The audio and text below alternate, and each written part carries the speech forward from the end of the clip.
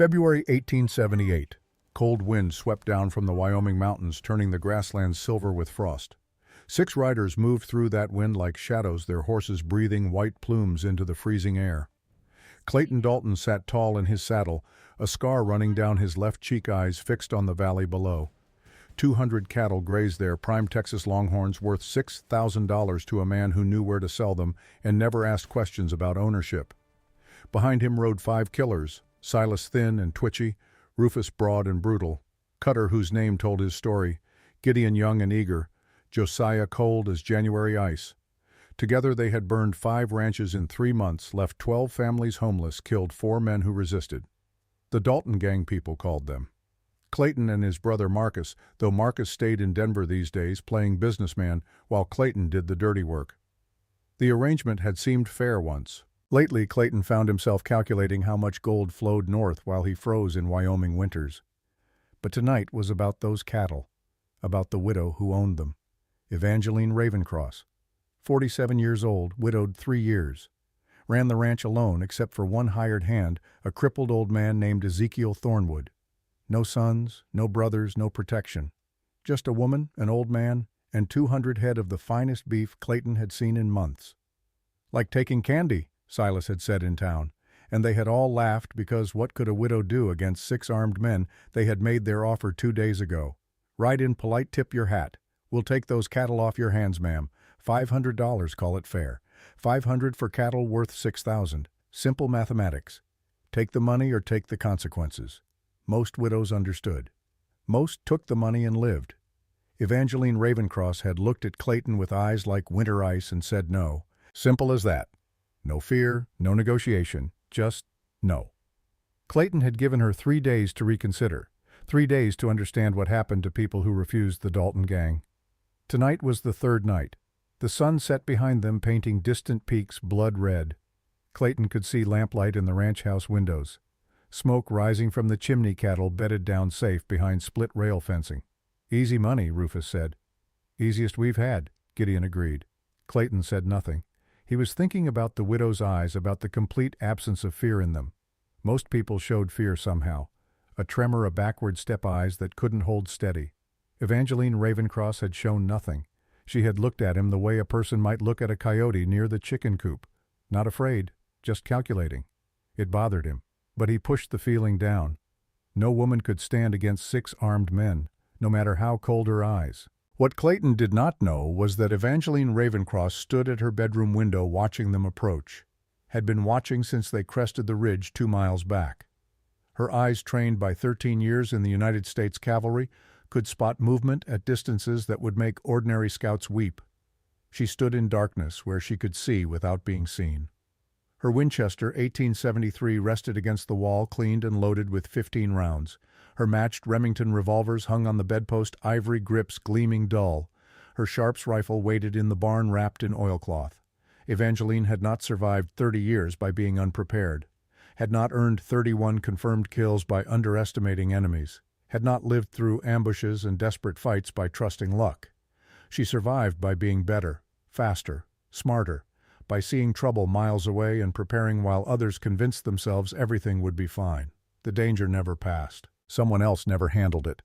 Everything was rarely fine. Evangeline was 47 tall at 5 feet 8 inches with gray blonde hair and a horseman's straight posture. Her face showed lines from sun and wind. Her hands bore scars from rope and leather. She had been beautiful once in youth. She was formidable now, weathered like ancient stone. Her husband, Captain Nathaniel Ravencross, had been cavalry. They married when she was 18, he 26.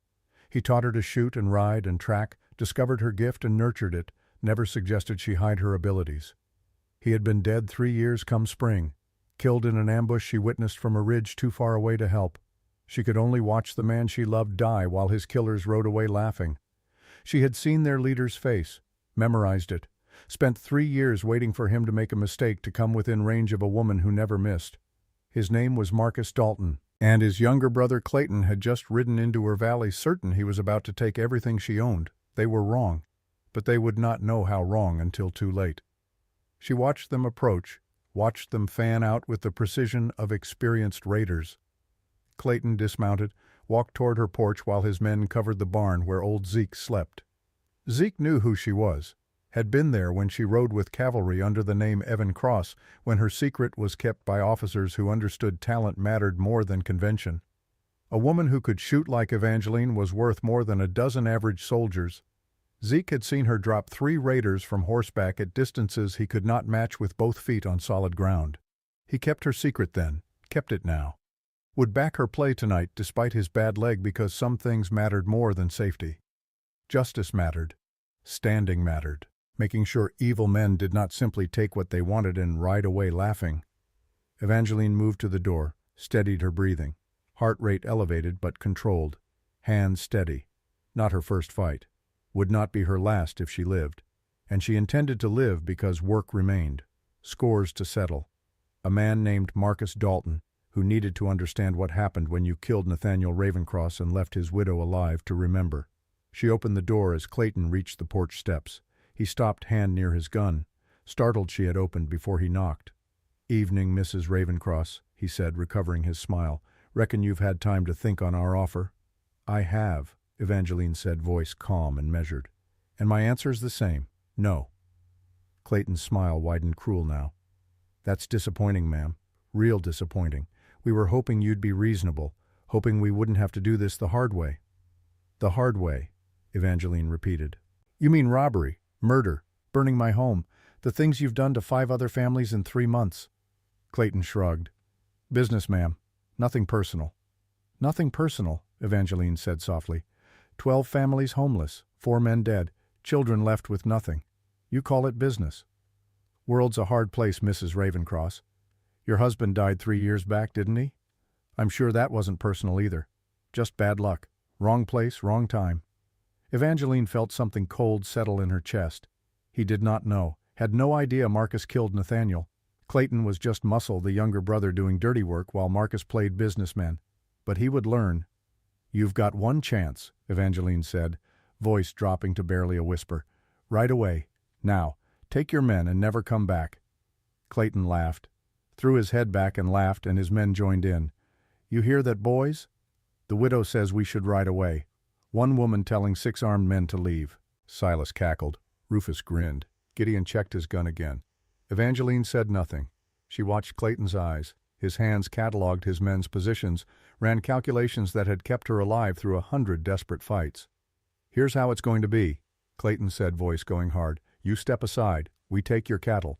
If you're smart, real smart, you keep quiet and be grateful we're letting you live. Otherwise this ranch burns tonight with you in it.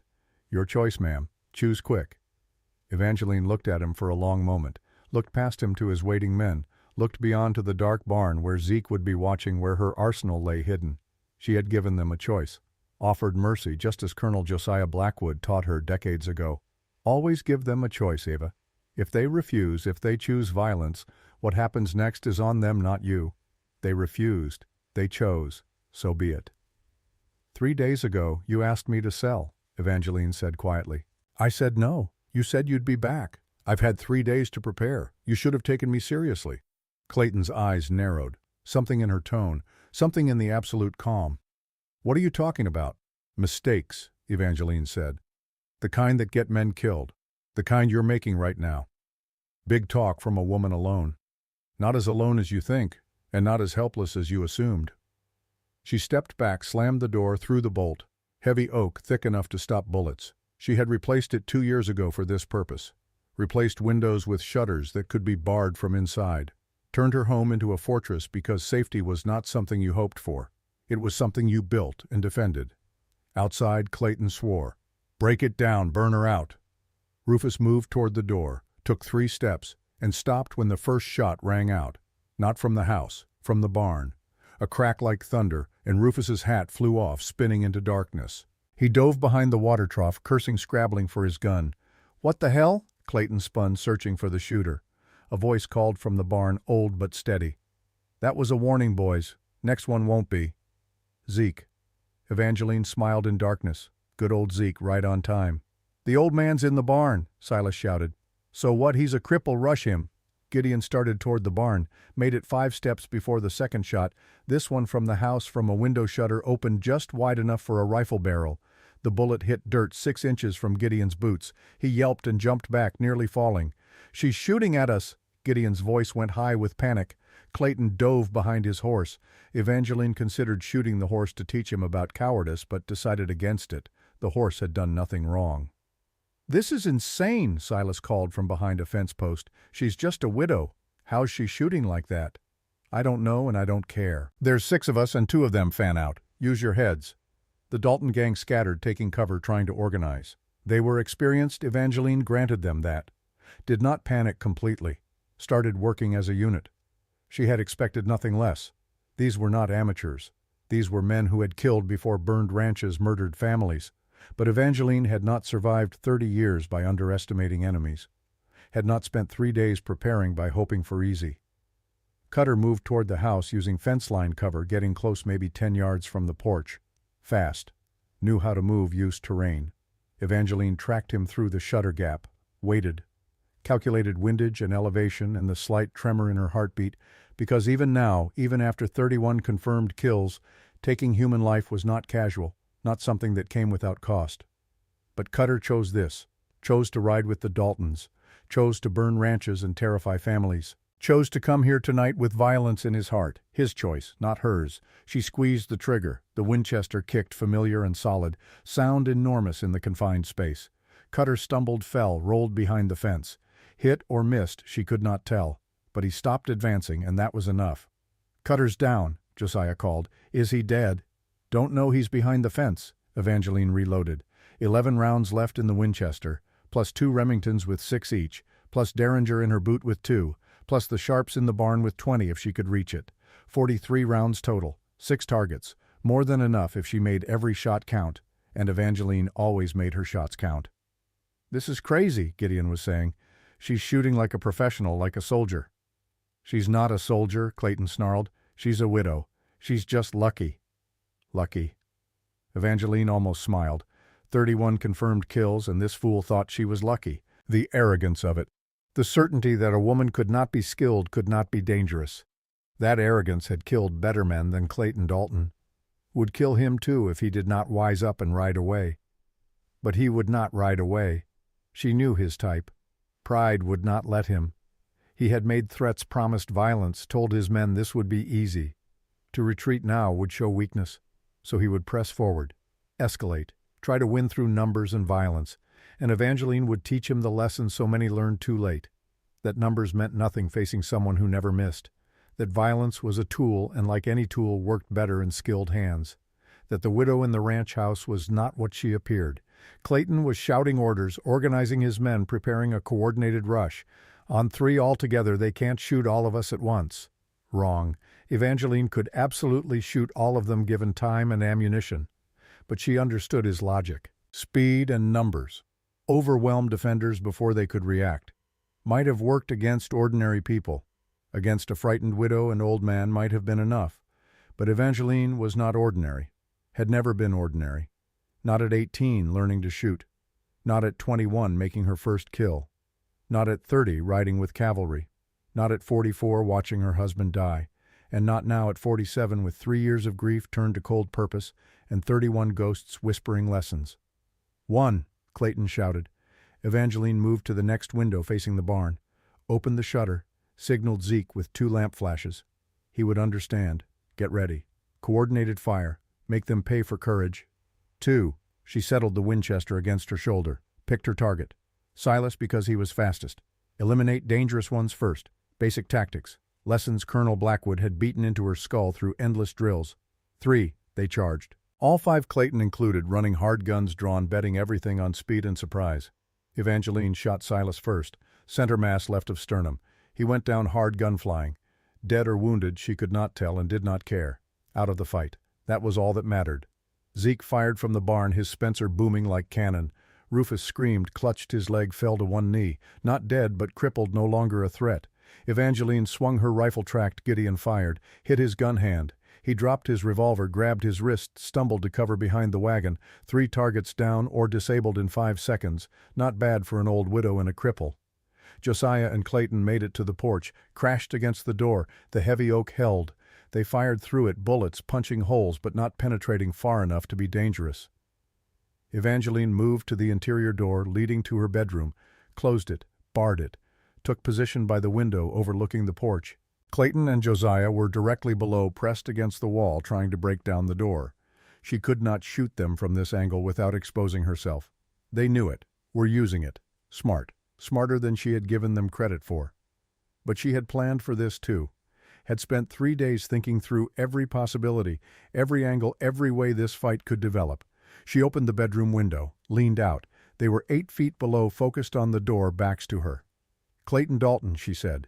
He spun gun coming up, fast, very fast, but not fast enough. She shot the gun from his hand.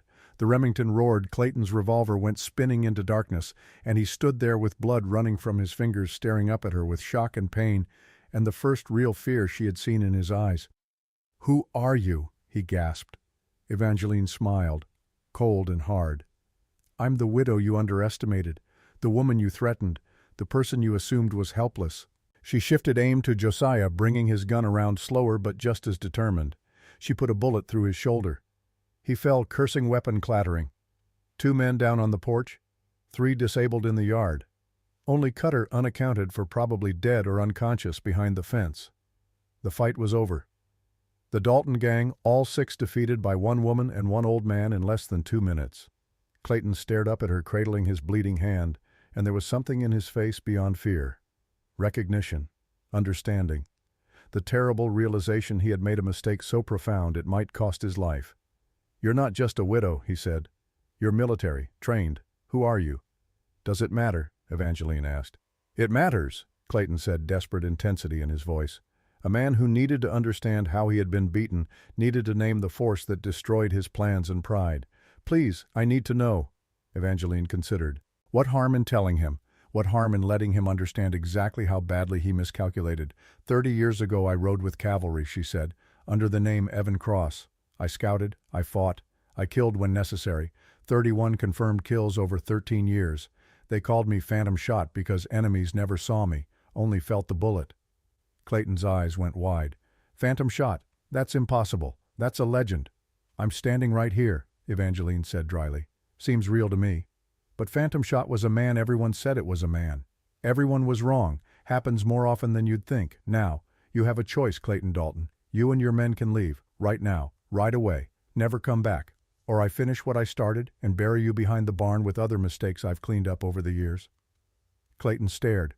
Blood dripped from his hand. Josiah groaned beside him.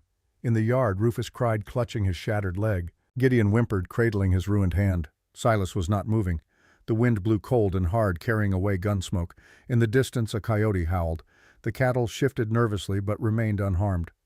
"I'm giving you what you never gave those 12 families," Evangeline said, voice gentle now. "A choice, a chance, right away, live. Remember this night every time you think about threatening someone weaker. Remember what happened when you picked the wrong widow." Clayton looked at Josiah, at his wounded men. Back up at Evangeline silhouetted against lamplight, rifle steady, eyes cold. He nodded slowly. "We'll go. We'll leave. Right now." "Good," Evangeline said. "Zeke will watch you ride out. If you come back, if I ever see you near my land again, I won't offer mercy twice." "Understood." "Understood," Clayton said, voice hollow, defeated. "Then get your men and go." She watched from the window as they gathered themselves. As they lifted Silas, breathing but unconscious, bullet through his chest, and draped him across his horse. As they helped Rufus into his saddle, leg wrapped with torn shirt to slow bleeding. As they collected weapons and pride and what remained of their courage. Clayton mounted last hand, wrapped in cloth, blood seeping through. He looked up at the window one more time, and Evangeline met his eyes, and something passed between them. Understanding, perhaps. Respect, though he would never admit it. Fear, certainly. "Who else knows?" he asked. "About who you are." "Does it matter?" Evangeline asked. "My brother," Clayton said. "Marcus, he's in Denver. He's the real boss. I just do the work. He'll want to know about this, about you." Evangeline went very still. "Marcus Dalton, your brother." "Yeah. Why, you know him." Every muscle in her body tensed. Marcus Dalton, the name she had been searching for, the face she had memorized. The man who killed Nathaniel and rode away laughing. Clayton's brother, of course. Of course it would be connected. Nothing in this world was random. Everything circled back. Every debt came due. "I know him," Evangeline said, voice gone flat empty of everything except cold promise. "Oh yes, I know him." Clayton heard something in her tone that made him flinch. "What did he do?" 3 years ago your brother killed my husband," Evangeline said. "Ambushed his patrol, shot him down and left him to die. I was watching from a ridge. Too far to help, too far to do anything except remember his face." Color drained from Clayton's features. "Oh God. You can tell Marcus something for me," Evangeline said. "Tell him Evangeline Ravencross is coming for him, that phantom shot is coming for him, that he killed Nathaniel and left me alive and that was the biggest mistake of his worthless life." Clayton swallowed hard. "He'll kill you. When he hears about this, when he knows who you are, he'll come with an army. He's got money connections, judges, in his pocket. You can't fight that." "Watch me," Evangeline said. Clayton had no answer. He turned his horse, gathered his men with a gesture. They rode away into darkness, slowly, painfully, a gang that had ridden in confident and left broken and bleeding and lucky to be alive. Evangeline watched until they were out of sight. Then she closed the shutters, set down her rifle, and allowed herself to shake. Her hands trembled. Her heart raced. The aftermath of combat adrenaline draining away, leaving her weak and cold and desperately grateful to be alive. She had killed men before, 31 times, but it never got easier, never stopped taking something from her. The weight of it, the knowledge she had ended lives, made widows and orphans, sent souls into whatever waited beyond. Colonel Blackwood had taught her that. The weight never goes away, Ava. You just learn to carry it, and you make damn sure every bullet meant something. Every life you take to protect something worth protecting. Tonight, she protected her home, her cattle, her life. And she gave them mercy, offered them the choice to leave, proved she was not them, not a killer who enjoyed killing. But she also learned something that made her blood sing with cold purpose. Marcus Dalton was Clayton's brother. Marcus who killed Nathaniel. Marcus who thought he had gotten away with it. Marcus in Denver right now, probably sleeping soundly, convinced the past was dead and buried. He was wrong. Phantom shot was coming for him. And when she found him, when she stood before him with her guns and her memories and her cold rage, he would understand what it meant to leave Evangeline Ravencross alive and angry. She would give him mercy too, offer him the choice, because that was who she was, who Colonel Blackwood taught her to be. A guardian, not a killer. Someone who protected, not someone who murdered. But if Marcus refused, if he chose violence the way his brother chose it, then she would do what needed doing, would end the account, would make sure Nathaniel's death meant something, that his killer faced justice, that the world knew you could not murder a cavalry captain and walk away laughing. There was a knock on the door, gentle, careful. "Miss Eva? You all right in there? Zeke, dear old Zeke, who backed her play, who fired that first warning shot, who helped her win this fight." She opened the door. He stood there, leaning on his cane. Spencer rifle in his other hand, weathered face, creased with concern. "I'm fine," she said. "Thanks to you." "You did most of it," Zeke said. "I just helped a little. That was some shooting, Miss Eva. Real shooting, just like the old days." "Just like the old days," she agreed. "Zeke, this isn't over. Clayton's going to tell his brother. Marcus is going to come here." "The man who killed Captain Ravencross," Zeke said. Not a question. He knew, had always known. "Yes." "Then we'll be ready," Zeke said simply. "Whatever you need, Miss Eva. I'm with you, just like always." She smiled, a real smile this time, warm and grateful. Just like always. They stood together in the doorway, looking out at the dark valley, at the cattle safe in their pen at the ranch that survived another night, another threat, another test. The wind blew cold, the stars shone hard and bright, and somewhere in darkness Clayton Dalton and his broken gang rode north toward Denver, toward his brother, toward the reckoning that was coming whether they knew it or not. Evangeline closed the door, locked it, reloaded her weapons, and began to plan. Because Marcus was coming. Oh yes, he was coming. And when he did, she would be ready. Phantom Shot was retired, had been retired 3 years, had tried to live quiet, peaceful a life where the past stayed buried and the future looked bright. But some debts could not be ignored. Some crimes demanded justice. Some ghosts would not rest until their killer faced consequences. Nathaniel's ghost. The ghosts of families Marcus destroyed. The ghost of the woman she used to be, the cavalry scout, who never missed, who protected the innocent and hunted the guilty and made the frontier safer by removing people who preyed on the weak.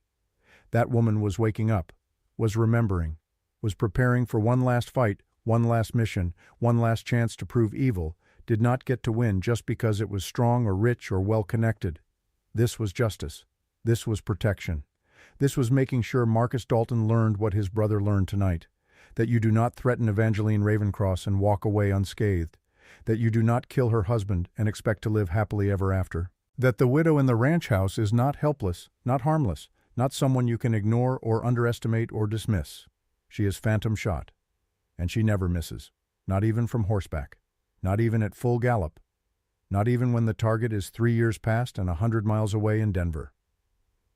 Evangeline sat by the window with her rifle across her lap, watching, waiting, planning for the war that was coming. Because Clayton had been just the beginning, just the first move in a game waiting to be played for 3 long years. Now the game was on. The pieces were moving. And before it was over, before the final shot was fired and the last body fell, the whole territory would remember the name Phantom Shot and understand what it meant. It meant justice. It meant protection. It meant that some people, some legends, never really retired.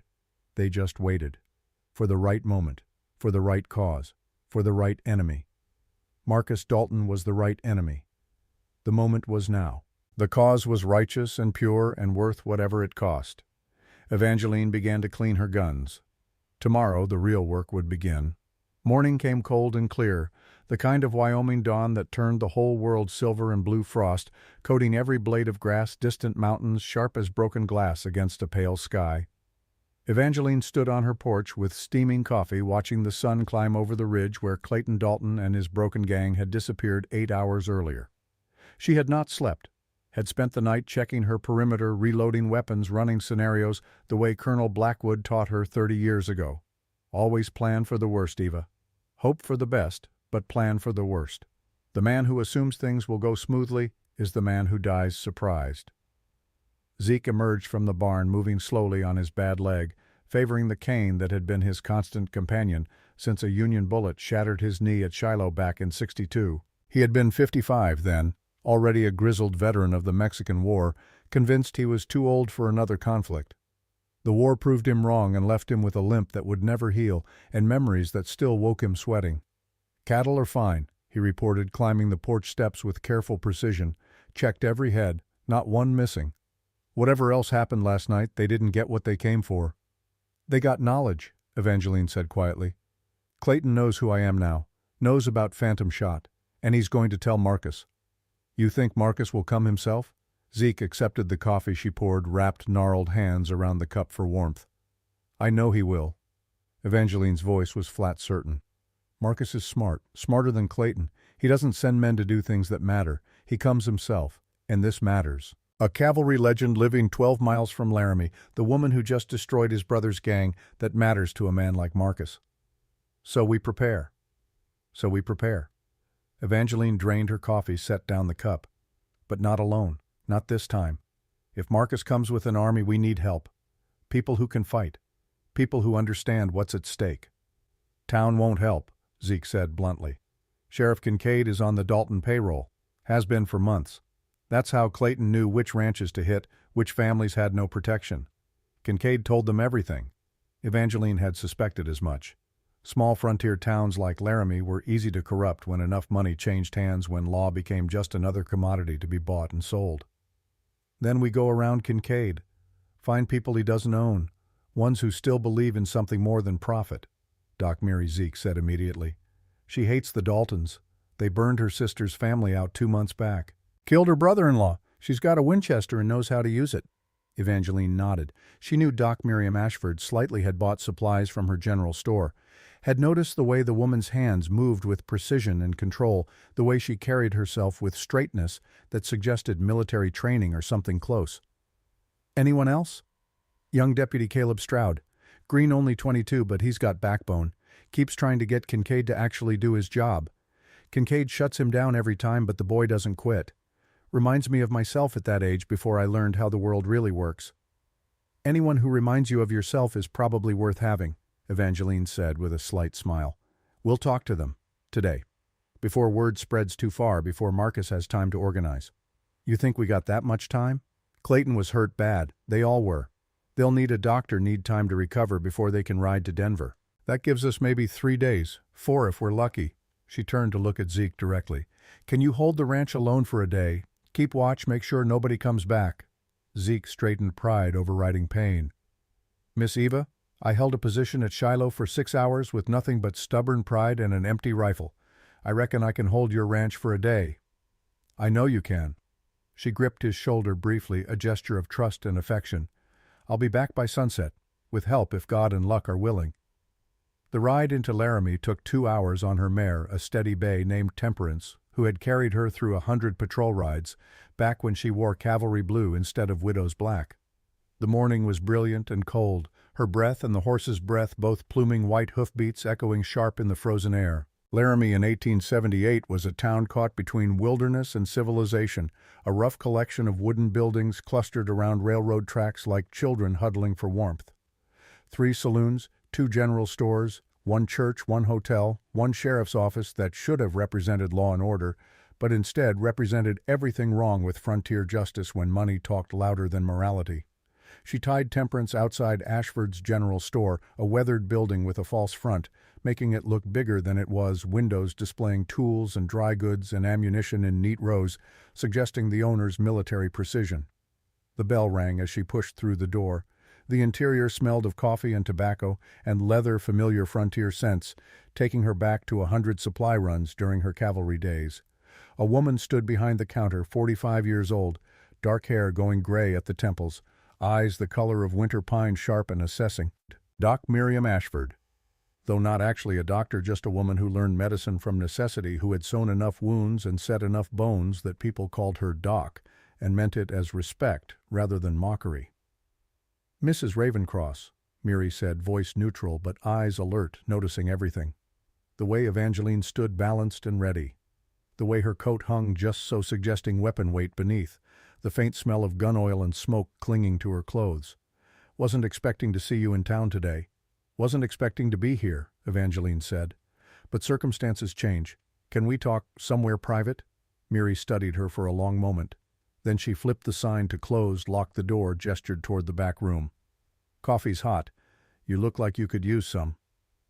They sat at a small table surrounded by crates of merchandise waiting to be unpacked. Miri poured 2 cups of coffee strong enough to strip paint-added sugar to her own left Evangeline's black. "I heard shooting last night," Miri said without preamble, "from the direction of your ranch. This morning word is the Dalton Gang rode through town looking like they'd been through a war. 3 men wounded, 1 barely conscious, all bloody and beaten. Clayton Dalton's hand wrapped up like somebody shot it. They bought medical supplies, didn't say a word, rode north toward Denver like the devil was chasing them." "The devil wasn't chasing them," Evangeline said. "But I was." Miri's eyebrows rose fractionally. "You did that, all 6 of them. Me and Zeke. They came for my cattle. I convinced them to leave without them." "Convinced?" Miri repeated, something in her voice that might have been amusement or respect or both. "That's one word for it.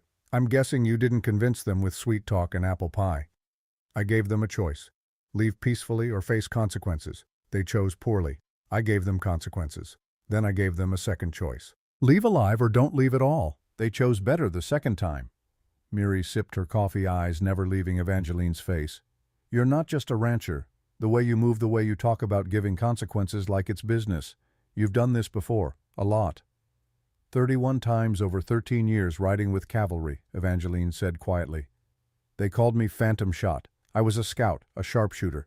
I killed when necessary, protected when I could, tried to make the frontier safer for people who couldn't protect themselves." The silence that followed was profound. Miri set down her cup very carefully, as if the table might break if she wasn't gentle. "Phantom Shot. I heard that name. Stories from the war, from the Indian campaigns after. They said Phantom Shot could drop a man from horseback at 200 yards. Said enemies never saw the shooter, just felt the bullet. They said it was a cavalry scout named Evan Cross." "Evan Cross was what I called myself," Evangeline said. "Easier than explaining why a woman was riding with cavalry wearing trousers, shooting better than half the men." "Why are you telling me this?" Miri's voice was steady, but her hands had gone still, the kind of stillness from shock, carefully controlled. "Because I need help." Evangeline leaned forward, intensity burning in her eyes. "Clayton is going to tell his brother Marcus what happened. Marcus is going to come here with an army, not for cattle, for me, for revenge, for pride. And when he comes, he won't care who gets hurt. He'll burn Laramie to the ground if he thinks I'm hiding here. He's done it before." "How do you know?" Miri asked. Because 3 years ago Marcus Dalton ambushed my husband's cavalry patrol. Shot Nathaniel down in cold blood. I watched from a ridge too far to help. I saw Marcus's face. I've been looking for him ever since. And now, through his brother, he knows where I am. He knows who I am. He's coming. Miri's face had gone very still, very hard. Your husband was cavalry. Captain Nathaniel Ravencross. Good man. Better than I deserved. He knew who I was, what I'd been, and loved me anyway. Married me anyway. Died protecting a wagon train full of settlers who didn't even know his name. And now his killer is coming here. Miri's voice was flat and motionless, but something burned behind her eyes, something old and angry and carefully banked. Yes. What do you need? Evangeline felt something tight in her chest loosen slightly. People who can shoot, people who can stand when things get hard, people who understand sometimes you have to fight to protect what matters. You're asking me to go to war against the Dalton Gang, Miri said. Against Marcus Dalton, who has money and connections and the sheriff in his pocket. Yes. Miri stood, walked to a cabinet, opened it. Inside, wrapped in oilcloth, was a rifle, not just any rifle. A Sharps custom made with engravings along the barrel. She unwrapped it carefully, reverently, and Evangeline saw words etched in the metal. Miriam Cooper Women's Sharpshooter Championship, 1865 through 1868.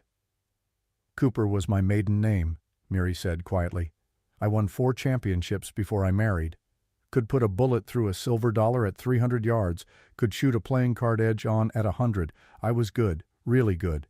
Then I met my husband, settled down, tried to be respectable, put the rifle away, told myself that life was over. What changed? Evangeline asked. 2 months ago the Daltons burned my sister's ranch, killed her husband, left her with 3 children and nothing else. She came to me broken and scared, and I realized I'd been hiding. Pretending the world was safe when it wasn't. Pretending being respectable mattered more than protecting people I loved. Miri turned eyes hard as flint. I'm in. Whatever you need. However this ends, I'm done hiding. It might end badly, Evangeline warned. Marcus doesn't play fair. He'll use any advantage, hurt anyone he has to. People might die. People are already dying, Miri said. The Daltons have been terrorizing this territory for months, and nobody stops them because everybody's afraid. Maybe it's time somebody stopped being afraid. Maybe it's time somebody showed them we're not all victims waiting to be robbed. Evangeline stood, extended her hand. Miri took it, grip firm, calloused, the handshake of someone who knew how to work and fight and survive. We'll need more help, Evangeline said. Zeke mentioned a young deputy, Caleb Stroud. Good kid, Miri confirmed. Honest, brave, frustrated with Kincaid's corruption. He'll help if we ask. Might lose his job, but I don't think he cares much about keeping a job that requires looking the other way while families burn. Where can I find him? Usually at the livery stable this time of day. Helps the owner muck stalls when Kincaid doesn't have him running errands. Says it keeps him humble, reminds him why he became a deputy in the first place. The livery stable smelled of hay and horses and manure, familiar smells Evangeline associated with honest work and simple truths. She found Caleb Stroud exactly where Miri said, pitching soiled straw into a wheelbarrow, his deputy's badge pinned to a shirt dark with sweat despite the cold. He was young, 22 at most, with clean-cut features, suggesting he had been raised properly, taught manners and morals, and the difference between right and wrong. His hands were blistered from work, his boots worn but clean. His eyes tired in a way that had nothing to do with physical exhaustion and everything to do with watching justice fail day after day. Deputy Stroud, Evangeline said from the stable doorway. He turned, registered her presence, set down the pitchfork, and wiped his hands on his trousers. Ma'am, what can I do for you? You can answer a question honestly, Evangeline said. Do you believe in the law, real law, not the bought and paid for version that lets men like the Daltons burn ranches and murder families? Caleb's jaw tightened. I believe in what law is supposed to be. Justice, protection, making sure people can live without fear. But what we got here in Laramie, that's not law. That's just corruption wearing a badge. Sheriff Kincaid is on the Dalton payroll, Evangeline said. Not a question. Caleb looked away ashamed, as if her saying it out loud made him complicit. I can't prove it, but yes, I know he is. I've seen him take money, seen him ignore reports, seen him tell families there's nothing he can do while their homes burn and livestock gets stolen. And I can't stop it because he's sheriff and I'm just a deputy, and if I make too much noise I lose my job and then there's nobody left who even pretends to care. What if you didn't have to pretend anymore? Evangeline asked. What if you could actually do something? Caleb turned back to face her hunger in his eyes, now desperate hope warring with learned cynicism. Do what the Daltons own half of Denver. They got judges and lawyers and enough money to make problems disappear. You can't fight that. I can, Evangeline said. I did. Last night when Clayton Dalton and his gang came for my cattle, I sent them away bleeding and broken. And now Marcus is coming. Coming for me, coming for revenge, and he won't care who gets hurt along the way. This town, these people, they're all in danger because of what I did. So I'm going to stop him.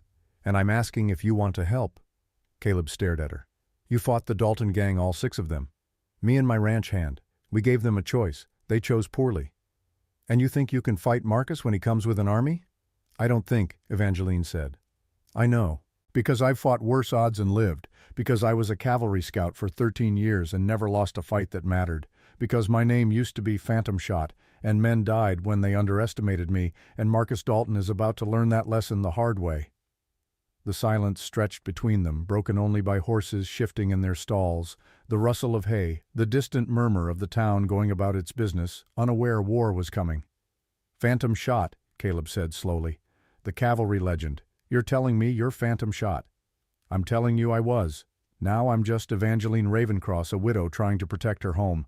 But if Marcus forces my hand, if he brings violence to this town, then yes, Phantom Shot will come back. One last time. To finish what should have been finished 3 years ago when Marcus killed my husband. Caleb picked up his pitchfork not to threaten but to have something to do with his hands while he thought. If I help you, Kincaid will fire me. Maybe worse. He might arrest me, claim I'm working with outlaws, turn the whole thing around. He might, Evangeline agreed. This isn't safe. I won't lie. People might die. You might die. But if you do nothing, if you let Marcus come and take what he wants and burn what he can't take, then what's the point of that badge? What's the point of calling yourself a lawman if you only enforce law when it's convenient? Caleb looked down at the badge pinned to his chest, touched it with one dirty hand tracing the outline of the star. My father was a sheriff, Kansas before the war. He used to say wearing a badge meant you stood between good people and bad people, and you took the hits so they didn't have to. He died doing that. Took a bullet meant for a shopkeeper during a robbery. I was 10 years old. I'm sorry, Evangeline said, and meant it. I became a deputy because I wanted to be like him, Caleb continued. Wanted to protect people, make a difference. But all I've done is watch Kincaid take bribes and families suffer and justice die a little more every day. So yes, ma'am, I'll help. Because if I don't, if I let one more family burn while I stand by doing nothing, then I'm not my father's son. I'm just another coward hiding behind a badge. He unpinned the badge, looked at it for a long moment, then slipped it into his pocket. Figure I'll keep it. Remind me what it's supposed to mean. But I'm not wearing it while Kincaid's in charge. When this is over, when Marcus is dealt with, maybe we can have a sheriff who actually deserves the title. Maybe we can, Evangeline agreed. She extended her hand. Caleb shook it, his grip strong despite the blisters. What's the plan, he asked. Right now, gather people we trust, prepare defenses, wait for Marcus to show his hand. When he comes, we'll be ready. And we'll show him Laramie isn't his for the taking, that some people still fight back. How many people you got so far? You, me, Zeke, and Doc Meary. 4 against however many Marcus brings. Caleb smiled, and it was a hard smile, the smile of a man who had made peace with long odds. 4's a start. My father held a bank with 3 men against 12 robbers. They won because they were fighting for something that mattered, and the robbers were just fighting for money. Heart beats greed every time, he used to say. Your father was a wise man, Evangeline said. He was a dead man, Caleb corrected, but he died standing up, and that counts for something. They left the stable together, walking back toward the center of town, where Meary waited in her store. The sun had climbed higher now, burning off frost, turning the frozen world liquid and muddy. People moved through the streets, going about their business, unaware everything was about to change. Evangeline felt the weight of what she was doing settle onto her shoulders. She was bringing war to this town, putting these people in danger, asking them to risk everything because of her past, her enemies, her refusal to run. But what choice did she have? Marcus was coming whether she stayed or fled. And if she fled, he would burn. Laramie looking for her would hurt innocent people to draw her out, would turn this town into just another casualty in his long history of violence. Better to stand, better to fight, better to make it clear evil did not get to win just because it was strong or rich or well-connected. They gathered in Miri's back room, 4 people who had nothing in common except courage and anger and stubborn refusal to accept that might made right. Evangeline told them everything, about her past as Phantom shot, about Nathaniel's death, about the fight with Clayton's gang, about Marcus and what was coming. When she finished, Miri refilled the coffee cups, and Zeke, who had ridden into town to join them, produced a flask of whiskey that he added liberally to each cup. "To fighting," he said, raising his cup. "May we be smarter than we are brave, and may our enemies be dumber than they are mean." "To fighting," they echoed and drank, and the whiskey burned warm and the coffee tasted like hope, and outside the window, Laramie went about its business, unaware 4 people had just decided to go to war. That night, Evangeline learned the full extent of Sheriff Kincaid's corruption. She and Caleb watched from the shadows as Kincaid met a rider at the edge of town. Money changed hands, gold coins glinting in moonlight. The rider spoke Marcus Dalton's name. Kincaid nodded, pocketed the gold, rode back to his office. Evangeline had seen enough. She turned to Caleb. "Your sheriff just sold us out." Caleb's face went hard. "Then we work around him." "More than that," Evangeline said. "We use it. Marcus thinks he has eyes and ears in town. Let him think that. Let Kincaid feed him bad information, make him confident, overconfident. And when he comes, he'll walk into a trap thinking it's a turkey shoot." "That's risky," Caleb said. "If Kincaid figures out, we know if Marcus gets suspicious." "Life is risky," Evangeline said, "but sitting around waiting to die is riskier. We control the information flow, we control the battlefield." Over the next 2 days they prepared. Not openly, not in ways that would alert Kincaid or his spies, but quietly, methodically, with the kind of attention to detail that separated living soldiers from dead ones. Miri gathered ammunition, stored it in her back room under false invoices that made it look like regular merchandise. Caleb mapped every building in Laramie, identified firing positions, escape routes, choke points where a few defenders could hold off many attackers. Zeke recruited quietly among the townspeople, finding men and women who had been victims of Dalton extortion, who had scores to settle and courage to act. And Evangeline trained them. Not to be soldiers, there was no time for that, but to understand basic tactics, cover and concealment, fields of fire, how to reload under pressure, where to aim to stop a man without necessarily killing him, and where to aim when killing was the only option.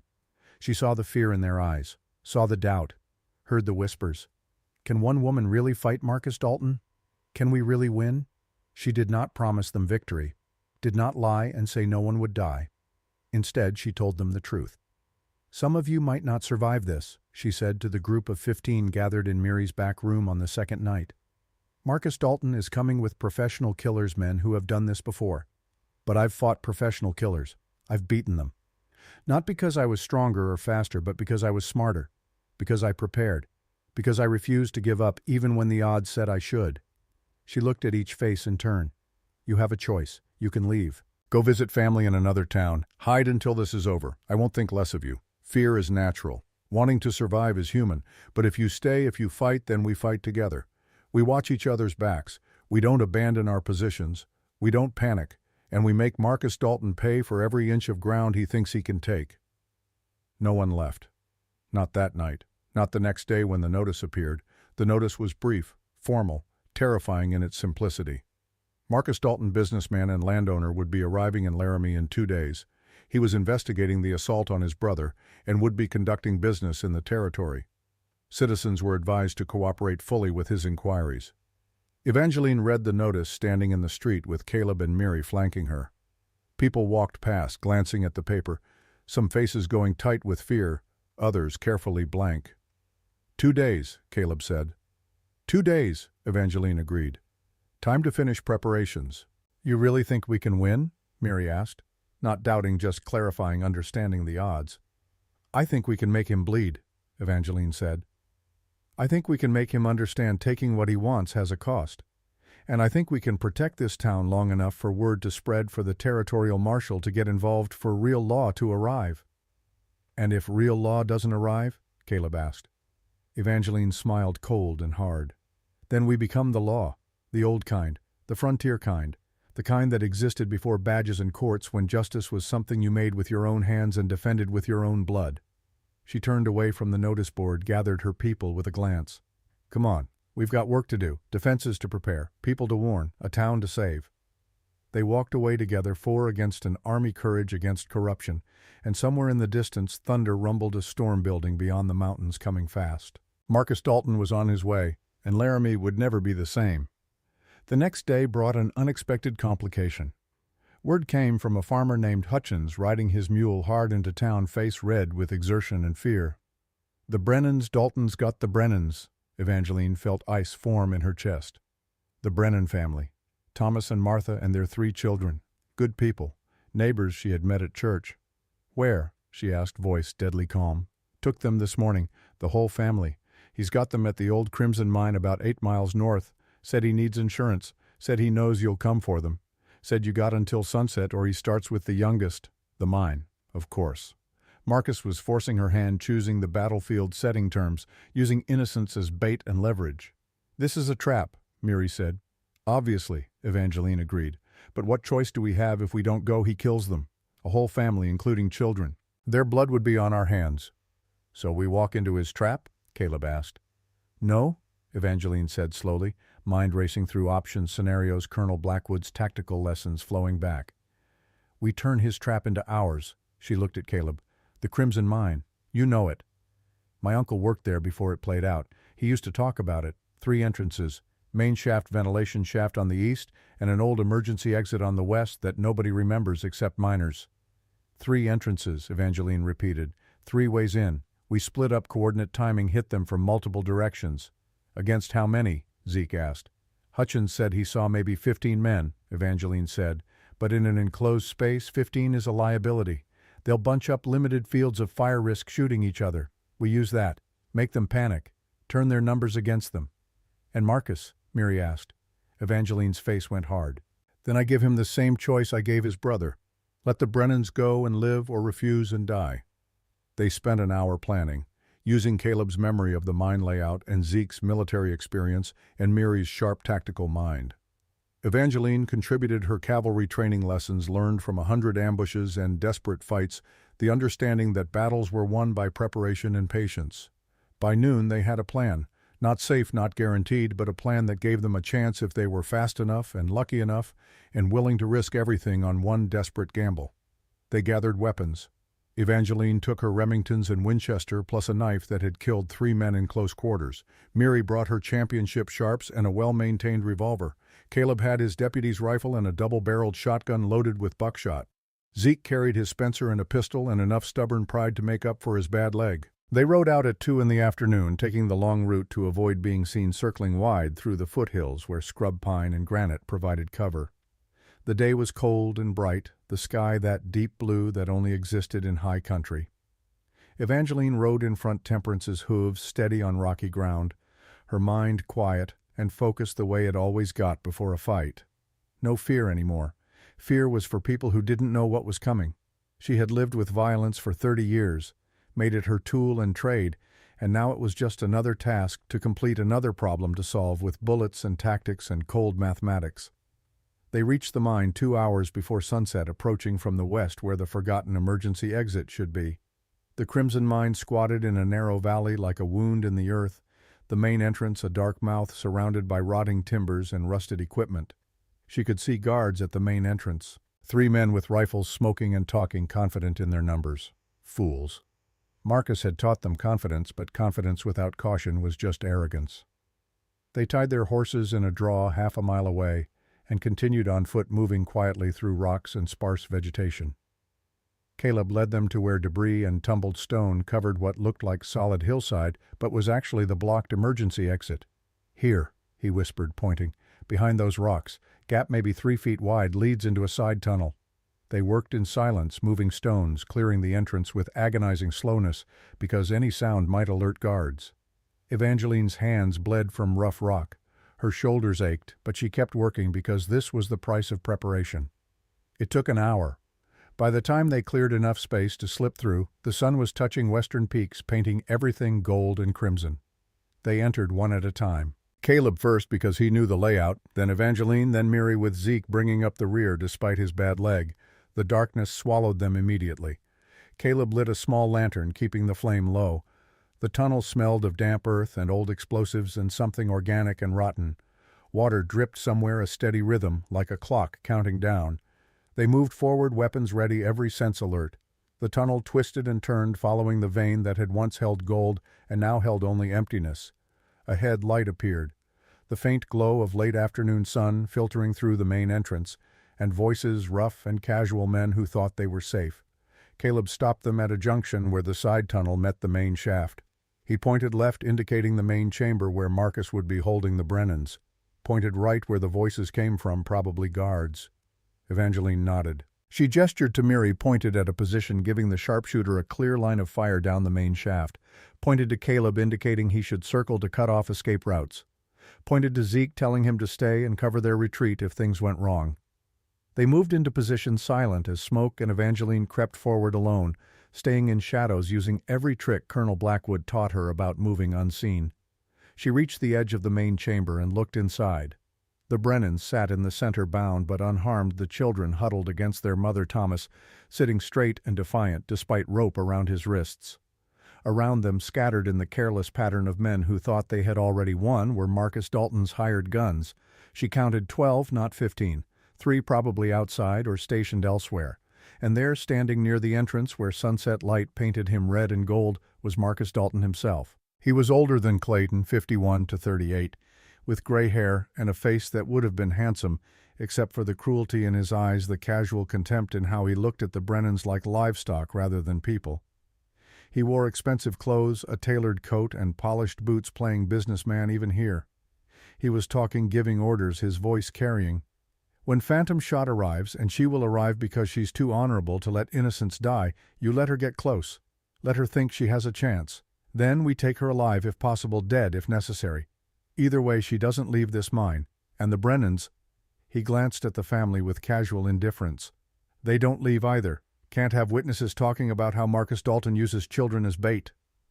Martha Brennan made a small sound, quickly stifled, pulling her children closer. Thomas spoke, voice steady despite fear.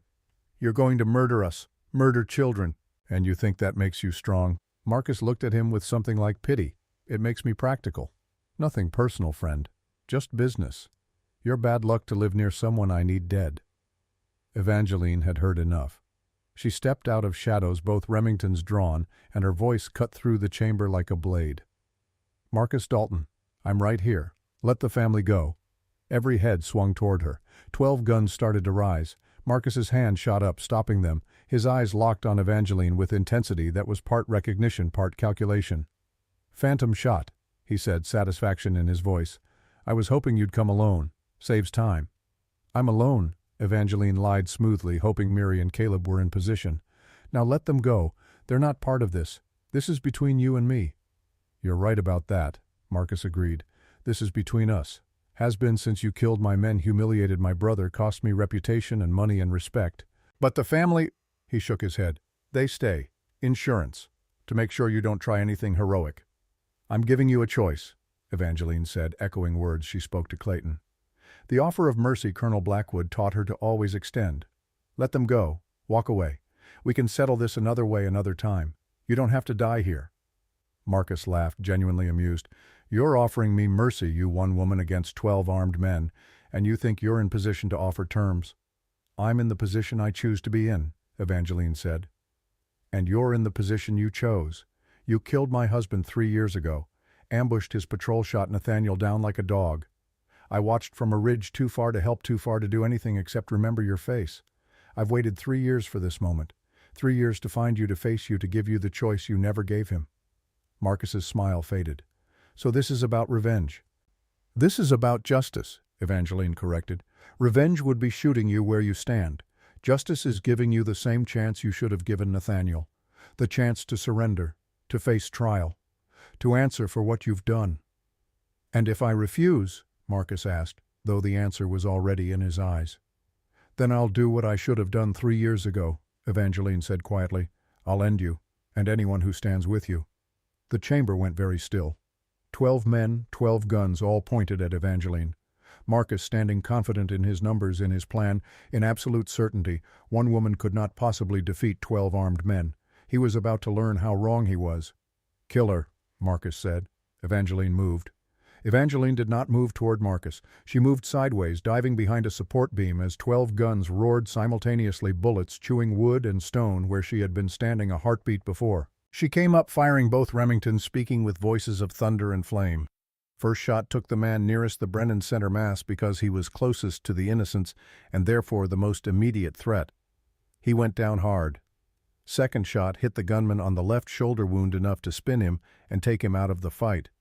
Third and fourth shots coordinated, taking down 2 more men charging her position, trying to close distance before she could reload. And then Miri's sharps boomed from her hidden position, the heavy rifle round punching through a gunman's chest with enough force to throw him backward 10 feet. And Caleb's shotgun roared from the opposite side, buckshot turning a man's torso into red ruin. And Zeke Spencer added its voice to the chaos, not accurate, but loud and terrifying in the enclosed space. Marcus's trap became a killing ground, but not in the way he planned. His men were caught in crossfire, shooting at shadows, hitting each other in their panic, the enclosed space amplifying every shot into deafening thunder that made thinking impossible and aiming a matter of desperate luck. Evangeline reloaded behind the beam, her hands steady despite chaos, muscle memory taking over where conscious thought failed. She stepped out, fired twice more, taking down 2 men who had found cover and were trying to organize. 6 down. 6 to go, plus Marcus. "Fall back!" Marcus was shouting. His earlier confidence shattered. His plan dissolved into screaming chaos. "Get out! Get out!" His men tried to retreat toward the main entrance, bunching up in their panic, and that was when Caleb hit them with the second barrel of his shotgun. The blast catching 3 men at once, not killing all, but wounding them badly enough they went down screaming. 9 down. 3 plus Marcus still fighting. The remaining gunmen broke completely, throwing down weapons, raising hands, shouting surrender in voices high with terror. Evangeline let them run, let them flee into fading sunlight because they were done beaten, no longer a threat. That left Marcus. He stood alone now, his expensive coat torn, his face pale with shock and rage, a revolver in his hand that shook slightly, betraying fear he was trying to hide. "You," he said, the word coming out like a curse. "You destroyed everything. My operation, my reputation, my brother's health, all because of you." "Because of your choices," Evangeline corrected, walking toward him slowly, her Remington steady, pointed at his center mass. "You chose to kill Nathaniel. You chose to terrorize families. You chose to use children as shields. Every consequence you're facing right now you earned. I'll kill them." Marcus grabbed the nearest Brennan child, 6-year-old Lucy, pulling her in front of him, pressing his gun to her head. Martha screamed. Thomas lunged against his bonds. The little girl whimpered in terror. Evangeline stopped walking. Her guns didn't waver.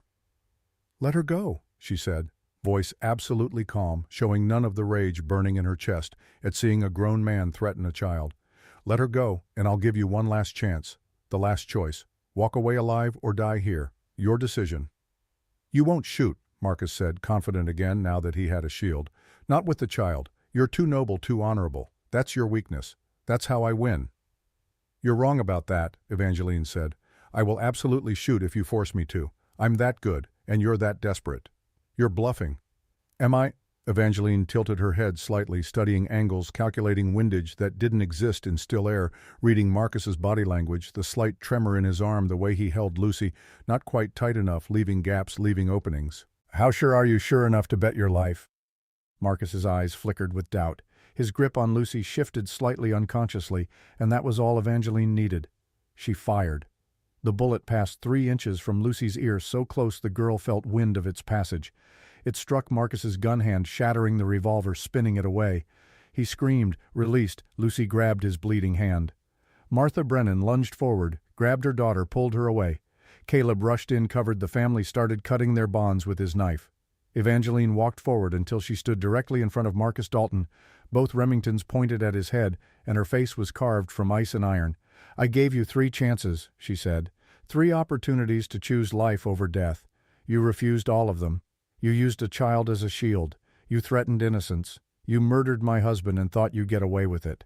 She cocked the hammers on both revolvers, the sound loud in sudden quiet. "Any last words?" Marcus stared at her, all his confidence gone, all his cruelty replaced by simple animal fear. "Please," he whispered. "Please don't." "Did Nathaniel beg?" Evangeline asked. "Did you give him a chance to plead for his life before you shot him down?" Marcus said nothing, which was answer enough. "That's what I thought," Evangeline said. and pulled the triggers. Both guns roared. Marcus fell. And 30 years of violence, of fighting and killing and trying to make the frontier safe for people who couldn't protect themselves, came to an end in a mineshaft in Wyoming Territory as the last light of day painted the walls red and gold. Evangeline stood over the body feeling nothing. No satisfaction, no grief, no sense of completion. Just emptiness and exhaustion, and the knowledge she had done what needed doing, had given mercy until mercy was refused, had offered choices until all the choices were used up. Not revenge, justice. The Brennans were crying, holding each other alive and safe. Caleb was checking them for injuries, his young face set in grim lines that made him look older, made him look like the lawman his father had been. Miri emerged from her position, her sharps still smoking her face pale but resolute. Zeke limped into the chamber, leaning on his cane, looking at the bodies scattered across the floor with weary acceptance of a man who had seen too much death to be shocked anymore. "It's done," Evangeline said to no one in particular. "It's over." "Is it?" Caleb asked, helping Thomas Brennan to his feet. "Dalton had connections, money, friends in high places.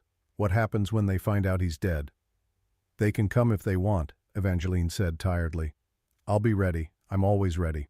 "That's the problem." They walked out of the mine together, the four fighters and the rescued family emerging into twilight that had turned the world purple and silver. The surviving gunmen had scattered, probably riding hard for anywhere that wasn't here. The ride back to Laramie was quiet. Nobody felt like talking. The Brennans murmured to their children, reassuring them, holding them close. Caleb rode with his head down, thinking thoughts he didn't share. Miri cleaned her rifle with practiced movements, her face distant. Zeke just looked tired, bone-tired, the kind of tired from surviving something you weren't sure you should have survived. Evangeline watched stars come out scattered across the vast Wyoming sky, like silver seeds planted in dark soil, and she thought about Nathaniel, about Colonel Blackwood, about all the ghosts that followed her, all the men she had killed, all the choices she had made that led to this moment, this place, this person she had become. Was she proud? She didn't know. Was she satisfied, maybe? Was she done? God, she hoped so. They reached Laramie near midnight. News had already spread, carried by fleeing gunmen, by witnesses who had seen them ride out by the mysterious way. Important information always traveled faster than horses on the frontier. People lined the street watching them pass, and there was respect in their faces, and fear and gratitude and relief. Sheriff Kincaid was nowhere to be seen. His office stood dark and empty. Word was he had packed up and run the moment he heard Marcus was dead, knowing his corruption would be exposed, that his protection was gone. By morning, young Deputy Caleb Stroud would be wearing the sheriff's badge appointed by Emergency Town Council, and he would hold that position for the next 30 years, becoming the kind of lawman his father had been, the kind who stood between good people and bad people and took the hits so they didn't have to. But that was tomorrow's story.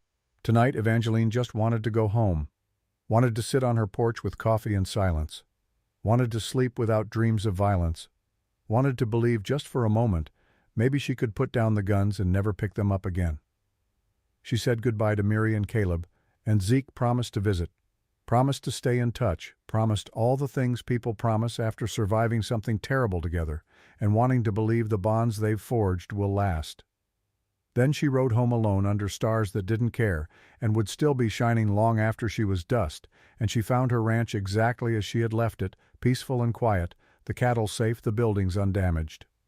She unsaddled Temperance, fed her, brushed her down with the kind of care cavalry taught her, the understanding that a good horse was worth more than gold and deserved to be treated accordingly. Then she went inside, lit a lamp, sat at her kitchen table with her guns laid out in front of her, and began to clean them one last time. But even as she worked, even as she wiped away powder residue and checked mechanisms and reloaded cylinders out of habit, she knew the truth. This wasn't over. Not really. Marcus was dead, but there would be others. There always were. The frontier bred violence like standing water bred mosquitoes, and as long as there were strong men who thought might made right, there would be people like her, people like Caleb, people like Miri and Zeke standing up and saying no, pushing back, defending the defenseless. Phantom Shot had retired once, had tried to live quietly, and the world had dragged her back because the world needed her, needed people who could fight and would fight and knew how to turn violence against itself. Maybe that was enough. Maybe being needed was its own kind of purpose. Maybe protecting people was sufficient justification for all the blood and all the death and all the ghosts. She finished cleaning her guns, set them aside, made coffee. And as dawn broke over the mountains painting the snow peaks, Gold Evangeline Ravencross, formerly known as Phantom Shot, sat on her porch and watched the sun rise on a territory that was just a little bit safer, just a little bit more, just because she had been there. It would have to be enough. It was all she had. 1 month later, things had changed in Laramie. Doc Mary Ashford reopened her store with a new sign that read, "Ashford and Daughters General Goods and Shooting Lessons." Women came from miles around to learn from the championship sharpshooter who had helped defeat the Dalton Gang. Mary taught them not just how to shoot, but when to shoot, and perhaps more importantly, when not to.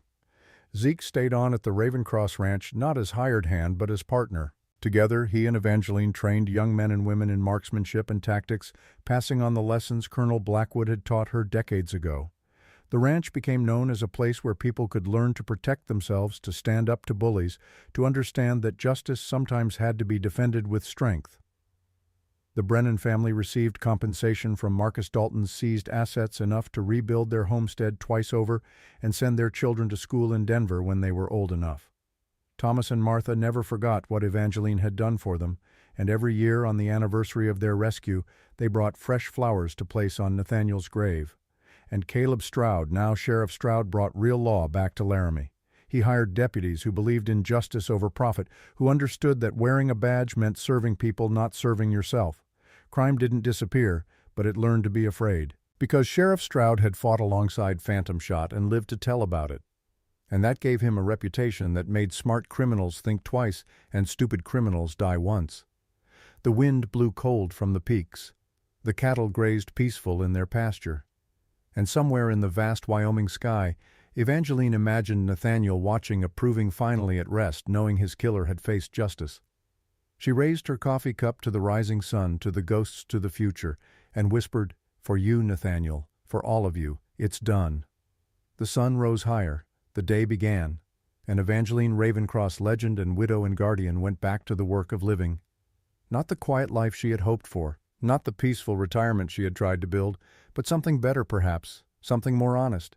She was a teacher now, a guardian, a woman who had seen enough death to know its true cost, and who used that knowledge not to avoid violence, but to make sure violence only came to those who chose it, who refused every other option, who left no choice. Colonel Blackwood would have been proud. More importantly, she was proud. Not of the killing, never that, but of the protecting. Of the standing between good people and bad people. Of the taking hits so others didn't have to. That was worth something, maybe everything. Spring came to Wyoming Territory. The snow melted from the peaks. Wildflowers bloomed in valleys where blood had been spilled and justice had been served. And in Laramie, in the general store, in the sheriff's office, and the ranch 12 miles out, people went about their lives a little bit safer, a little bit braver, because they had seen what happened when ordinary people decided to stop being afraid. They had seen Phantom Shot, and they remembered. The end. Underscore, underscore, underscore, underscore, underscore, underscore, underscore, underscore, underscore, underscore, underscore, underscore, underscore, underscore, underscore, underscore. Epilogue, the legend. Years later, long after Evangeline Ravencross had passed away at age 77, her story lived on. They said she trained over 200 women in self-defense before arthritis finally forced her to set down her guns. They said she never married again, though she was courted by more than one good man. They said she kept Nathaniel's cavalry medal on her mantle until the day she died, polished it every Sunday after church, and sometimes talked to it like he was still there listening. They said a lot of things. Some true, some exaggerated, some outright fabrications by people who wanted to be part of the legend. But one thing everyone agreed on, everyone who had been there, everyone who remembered those desperate days in 1878 when the Dalton Gang thought they could terrorize Wyoming Territory without consequences. Phantom Shot never missed, not once, not ever, especially when it mattered most. Her tombstone in the Laramie Cemetery read simply, Evangeline Ravencross, 1831 to 1908, beloved wife, guardian, teacher, she never missed. And on quiet Wyoming nights when the wind came down from the mountains and the stars shone hard and bright, old-timers would tell the story to anyone who would listen. about the widow who was really a legend, about the woman who could shoot a gun from a man's hand at 20 paces, about Phantom Shot who came out of retirement one last time to show evil that justice might be slow but it never forgot, and it never ever missed.